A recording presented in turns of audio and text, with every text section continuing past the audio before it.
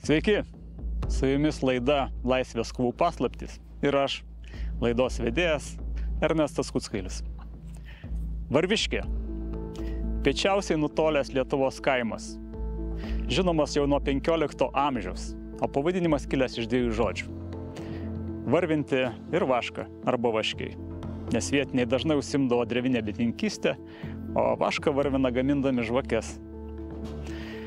Nuo 1920 metų šis kaimas patenka į neutralinę vadinamą arba atskirimo zoną tarp dviejų kariuomenių Lietuvos ir Lenkijos. Ir atskyrus konfliktas nesibaigia. Čia vyksta didžiausios batalijos dėl įtakos šiame siaurame ruože. Kieno bus viršus? Už manęs stovi koplytstulpis, kaip atminimo ženklas apie tiesiai už jo iki 1923 metų kovo 23 dienos stovėjusią koplyčią, kuri buvo medinė ir puolimo metu sudegė. Viename iš raportų netgi yra parašyta, kad šioj koplyčioje galimai buvo amunicijos sandėlis. Ta amunicija, aišku, sudegė kartu. Esu tikras, gamtininkui Mariui Čepuliui tai patiks. Pateiksiu jums pačius svariausius įrodymus, kad kurmiai yra vieni geriausių archeologų. Pažvelkime žemyn. Štai jums pastato liekanos, kuris čia sudegė. Plytos fragmentas.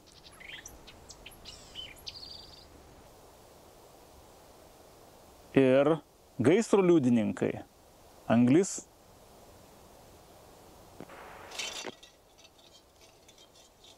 Bet tai geras puodas su pririšta viela.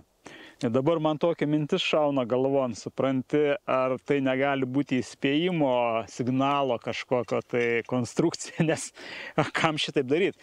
Nors jei puodą įmetė į kokį akmenį, pavyzdžiui, jeigu kas užkabina su barška, atsargybinis gali savo budriai snausti. Esame Alytaus kapinėse, kur palaidota daug nepriklausomybės kovų dalyvių. Gintarai, tuo metu, iškart po nepriklausomybės karo, kūrėsi tos vadinamos respublikos, Perlojos, Varviškės. Ir norim išgirsti, tai kokiu tikslu tas buvo daroma. Ir taip gana ilgai, nuo 20 iki 23 metų. Anuo metu Lietuvoje daugiau kaip prieš 100 metų. Tai tik tai, sakykime, prolietuviška buvo Perlojos respublika ir galbūt Joniškėlio, taip yra istorija užfiksuota tokia kaip po respublika. O tuomečių mūsų nedraugų, negaliu sakyti žodžio priešų, Lenkų, buvo įsteigiami tokie vadinami komitetai, kurie vėliau tapdavo tom respublikom kabutėse. Tai tarkim, prie Kauno buvo Babtų respublika, Vandžiogalos respublika, Lapių respublika. O, tai palauk, tai kiek jų buvo čia iš viso? Tai aš galvojau viena. Aš manau, kad jų iš tikrųjų niekas nesuskaičiavo, nes tai yra tiesiog labai lokalūs dalykai. Istorikai nesidomi, ko gero. Mes labiau paprasti kraštotyrininkai šiek tiek domimės.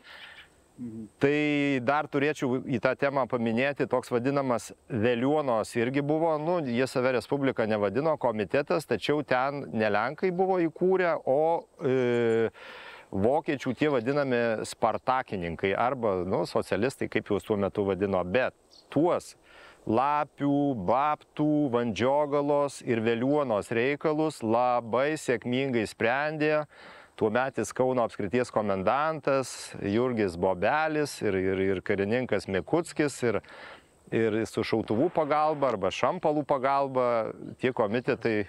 Įdomu, šautuvų pagalba suprantu kaip kareivis, ne ką reiškia šampalų pagalba? Šampalų pagalba, kad paklausdavo ar moka lietuvių kalbą, sako, lenkiškai atsakydavo nemoku, Tada kareiviai kažkokį parodydavo, taip sakant, keletą veiksmų ir iš istorijų yra užfiksuota aprašymuose, kad, pavyzdžiui, Babtuose iš tų vadinamų sulaikytų 30 prošepanų, tik tai 2 iš tikrųjų, labai jau silpnai lietuviškai kalbėjo. Visi kiti kuo puikiausiai kalbėjo lietuviškai. Tai paskui susitvėrė ta Varviškės respublika ir partizanų vienetas, didelis, stiprus vienetas. Tai kas buvo tie partizanai, kurie susibūrė į tą kovinį vienetą? vietiniai gyventojai lietuviai jų nevadino partizanais, juos vadino razbaininkais. O. Dėl to, kad sudėtis ten buvo labai spalvinga. Ir bijau suklyst, ukrainiečių ar totorių generolo Bulakovičiaus pakrikusios armijos karių ten buvo ir Ukrainos gyventojų pabėgusių, kurie buvo mobilizuoti reiškia, šauktiniais į Lenkijos kariuomenę, būdavo dezertyrų. Daliai patiko laisvas gyvenimas dėl to, kad jie iš Vokietijos grįžo, netgi tie rusų tautybės asmenys buvę kareiviai, jie iš principo visi išmanė karo meną. Ir lengva kariauti buvo prieš paprastus ūkininkus, užpulti kaimą, apmokestinti, apmėtyti, kaip tuo metu rašoma, bombomis, prigazdinti, paimti duoklę, atimti karves įsivaryti. Įsivaizduokite, iš kaimo gyventojų atima karves, kurios iš esmės buvo pagrindinis pragyvenimo šaltinis. Šeimoje keletas ar 11 vaikų, pieno nėra, sūrio nėra, tai kaip pragyventi, tengi neturtingos žemės, kaip sakyt, buvo. Tai tas sudėtis tų vadinamų partizanų, mes čia tik taip švelniai juos vadinam partizanais. Tai įvairialypė buvo. Yra istoriografijoje fiksuota, kad netgi persirengę į civilės aprangas, tai buvo Lenkijos kariuomenės šauktiniai. Kariai, ta prasme. Kai kurie turėjo motyvacijos plėšikauti, kai kurie nelabai. Pavyzdžiui, iš Silezijos pašaukti šauktiniai, jo tikslas tik tai ištarnauti tam tikrą laiką ir grįžti namo pas į tėviškę, ta prasme. Normalus šauktinis. Taip, ir pavyzdžiui, yra fiksuota tuo metės, policija, tada milicija vadino, žvalgybos duomenys, kad tie Varviškės partizanai pastoviai aprūpinami centralizuotai ginklais. 1922 metų vėlyvą rudenį, ten toks raportas yra archyve centriniam, taip ir taip atvežta 6 kulkosvaidžiai, 4 vežimai dėžių su šoviniais. Taigi juk aišku, kad neturgui nupirko tuos šovinius, tai yra iš Lenkijos kariuomenės sandėlių. Kitas labai svarbus aspektas, kai vėliau įvyko Varviškės kautynės, su tam tikrais ten tais niuansais visais, su tais demarkacijos linijos apėjimų iš kitos pusės. Tai kai jau atsigavo Lenkai po to, kad jau prarado tą savo karinį forpostą, tai yra lenkų kalba parašytas raportas Gardino komendantui, kuriame minima, kad irgi, reiškia, Varviškę ne šiaip vietiniai gyventojai išvadavo, kas buvo rašoma Lietuvos spaudoje, pavyzdžiui, Kario žurnale ir panašiai, bet kad dalyvavo Lietuvos kariuomenėje. Tai realiai Lietuvos kariuomenė, o būtent 11 Vilniaus pėstininkų pulkas, kurio štabas buvo dislokuotas Alytuje, atliko tą vadinamą ekspediciją arba žygį į Varviškę ir prijungė Varviškės apie 30 kvadratinių kilometrų teritoriją, Varviškę su aplinkiniais kaimais, sugrąžino prie Lietuvos Respublikos, nes iki tol tai buvo kaip ir niekino žemė.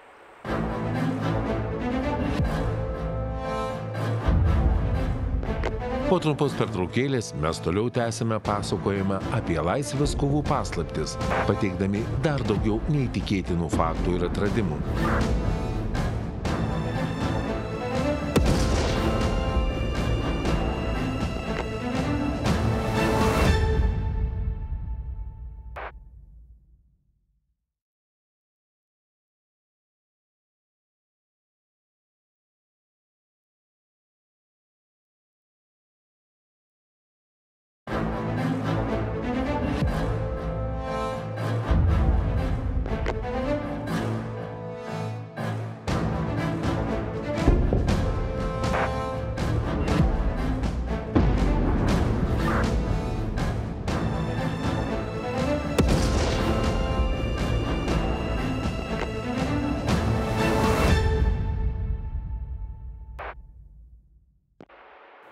Taigi, kada gimė pati idėja likviduoti Varviškių gaują?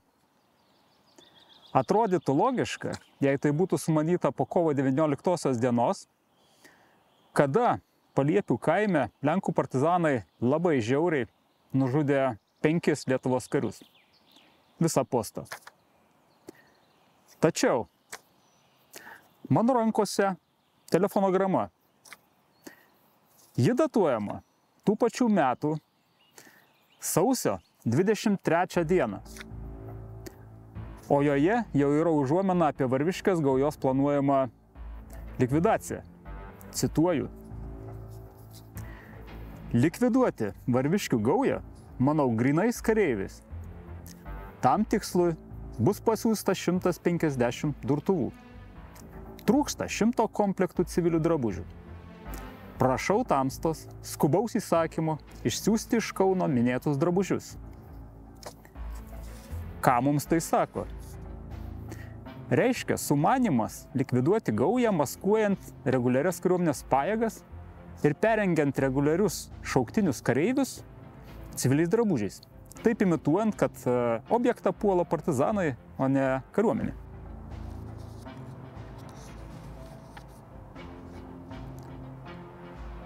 Galiausiai nuspręsta Varviškę pulti. Pirmasis 11 Vilniaus pėstininkų pulko batalionas gauna uždavinį likviduoti Varviškių gaują. Po trumpo planavimo kiekviena iš 3 kuopų paskiriami objektai. Sventijansko kaimas, Bugedos kaimas ir pagrindinis objektas – Varviškė. Būta ir anksčiau bandymų pulti Varviškės kaimą ir likviduoti šią gaują. Bet dėja nesėkmingi. Kodėl? Matyt, nebuvo gerai pasiruošta. Šis puolimas galiausiai buvo sėkmingas. Ir kodėlgi šis galiausiai buvo sėkmingas? Lietuviai, planuodami Varviškės puolimą, pasitelkė, pavadinkime, Lenkam netikėtą ir netgi jų pykčiui klastingą manevrą. Su vedlio pagalba jie išeina į Lenkijos teritoriją ir užpuola Varviškės gaują iš jiems visiškai netikėtos krypties, iš jiems draugiškos Lenkijos teritorijos. Mano manimu, tai ir buvo operacijos sėkmė. Tiesiai už manęs, šiek tiek kairiau, teka Igaros upelis. Už jo jau yra Lenkijos teritorija. Viena iš kuopų, vadovaujama karininko Bero, išeina vedama vedlio į Lenkijos teritoriją ir Lenkijos teritorija apeina visus šituos sargybos postus ir užpuola Lenkus iš jų pačių teritorijos tiesiai užnugarį. Va šitas netikėtumo faktorius iš esmės ir suveikia teigiamai. Lenkai nėra pasiruošę gintis iš tos krypties, jie pasiruošę gintis štai čia, priešakinėje linijoje, kuri yra gerai tvirtinta, kurioje yra sargybos postai. Patekti į Varviškę nepastebėtam tuo metu jokių variantų nėra. Patruliuoja raitoji patrulių tarnyba, stovi sargybos postai, veikia šnipų tinklas, lojalūs Lenkijai piliečiai. O čia visur atvira vietovė. Tai, ką padarė lietuviai, buvo absoliučiai netikėtas manevras.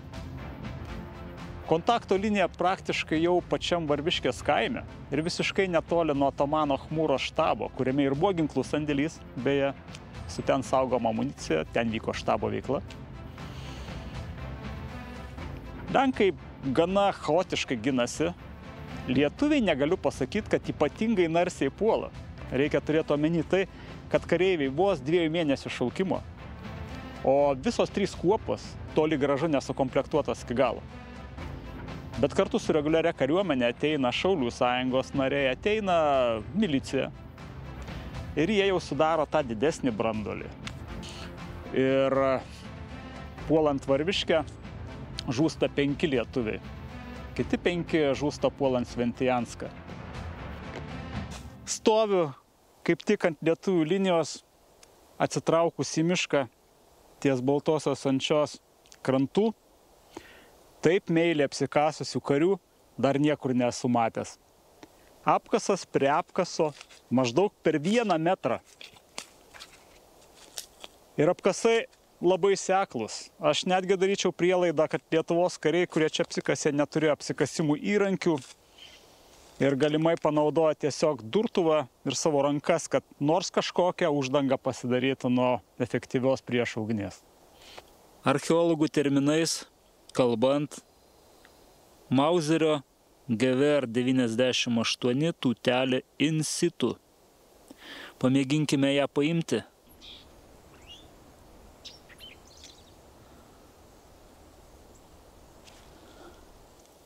At kokio gerumo apkasai. Geri vadai buvo. Klusnus pavaldiniai. Rausė su entuziazmu.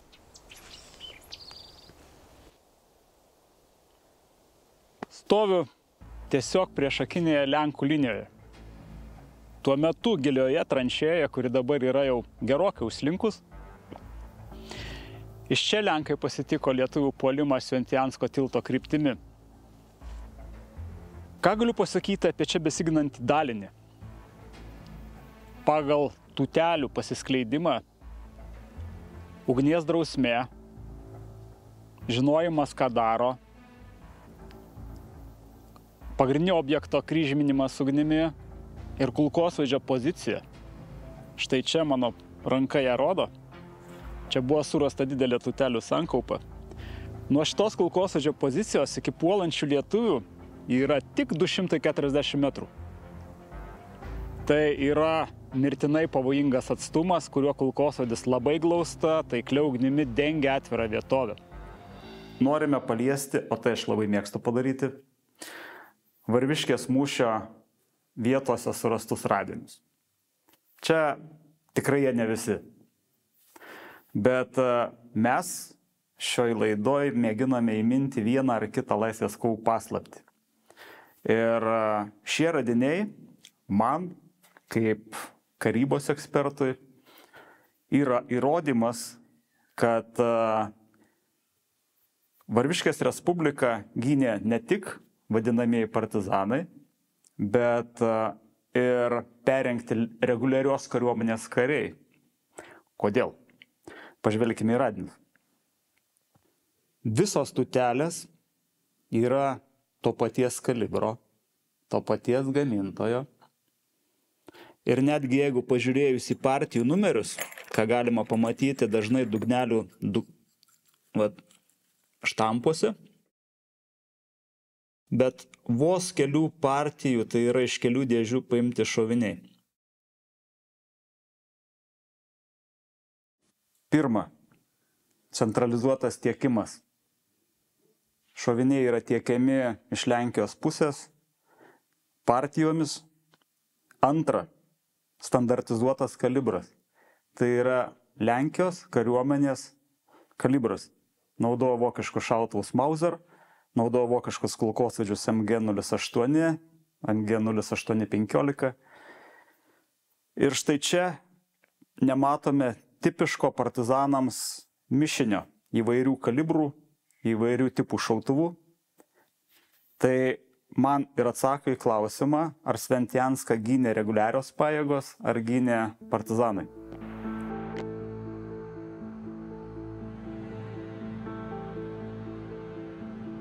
Išgirdote labai glaustą pasakojimą apie Varviškės puolimą. Istorija yra kur kas platesnė. Tačiau šios laidos metu mes galime patvirtinti, ką atskleidė archeologiniai tyrimai. Tai drąsiai galim sakyti, kad taip lietuviai iš tiesų apėjo per Lenkijos teritoriją ir užpuolė Lenkus iš užnugario. Tai ir buvo be abejo operacijos sėkmė. Kitas dalykas, kurį galim patvirtinti archeologiniais tyrimais, tai, kad Sventijanską gina reguliarios kariuomenės dalinys perrengtas civiliais rūbais. Ta rodo jų drausmė, ta rodo jų centralizuotas aprūpinimas ir galiausiai standartizuota ginkluotė. Na ir trečia paslaptis, kurią mes atskleidžiame čia, ar buvo amunicijos sandėlis sudegusiai koplyčiai, ar nebuvo. Galim drąsiai pasakyti, amunicijos sandėlio koplyčia nebuvo. Jisai buvo užnugarį Atamano Chmūros vadavietėje.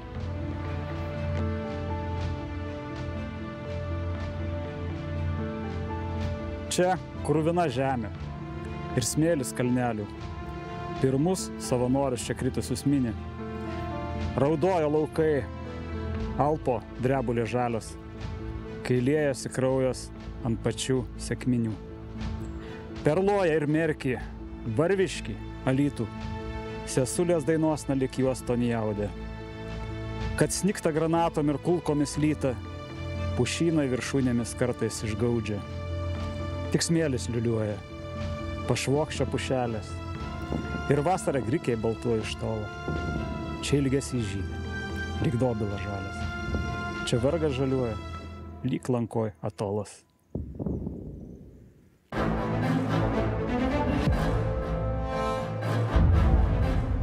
Kitoje laidoje mes toliau narpliosime laisvės kovų paslaptis, pateikdami dar daugiau neįtikėtinų faktų ir atradimų.